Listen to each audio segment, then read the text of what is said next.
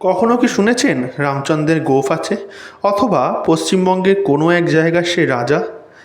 না না, এখানে কোনো রাজনীতির রঙের ছোঁয়া পর্যন্ত নই। এরকম এক দৃশ্য দেখা যায় প্রতি বছর হাওড়া জেলার রামরাজাতলা অঞ্চলে। 4 মাস ধরে রামনবমীর দিন থেকে শুরু করে শ্রাবণ মাসের শেষ রবিবার বর্ণাঢ্য শোভাযাত্রার মাধ্যমে বিসর্জন করা হয় শ্রী শ্রী রামচন্দ্র আরও সকল দেবদেবীকে। জানা যায় রামরাজাতলা অঞ্চলে এই পুজো হয়ে আসছে 350 বছরেরও বেশি সময় ধরে। এই শোভাযাত্রার প্রথমে থাকেন মা শুভচণ্ডী ও তারপরে 2 নবনারী ও তারপরে একে একে বজরংবলী, সাবিত্রী সত্যবান, বামন অবতার এবং সর্বশেষে আসেন শ্রী শ্রী রামচন্দ্র।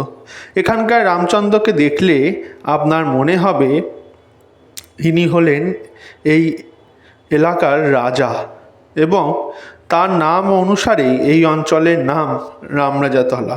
এই বর্ণাঢ্য শোভাযাত্রাকে দেখার জন্য এলাকায় ছিল লাখ লাখ মানুষের ভিড়, ছিল বিভিন্ন ট্যাবলো ও বহুরূপীদেরও ভিড়, যা দেখে 8 থেকে 80 সকলেরই মন ভরে উঠবে।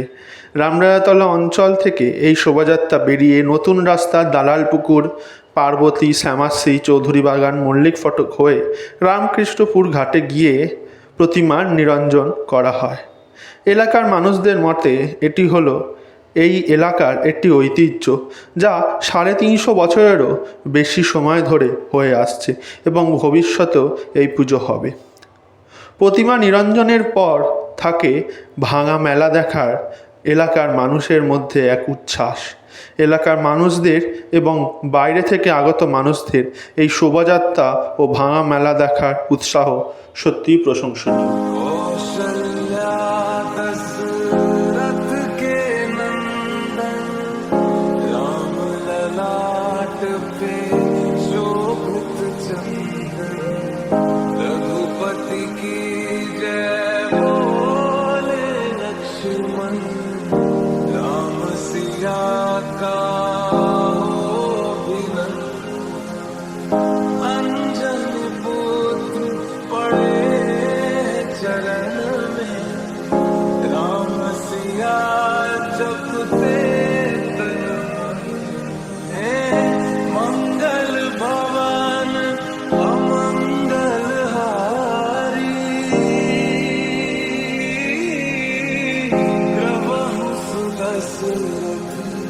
अजर बिहारी राम सिया राम जय जय राम, राम सिया राम जय जय राम, राम सिया राम जय जय राम, राम सिया राम जय जय राम।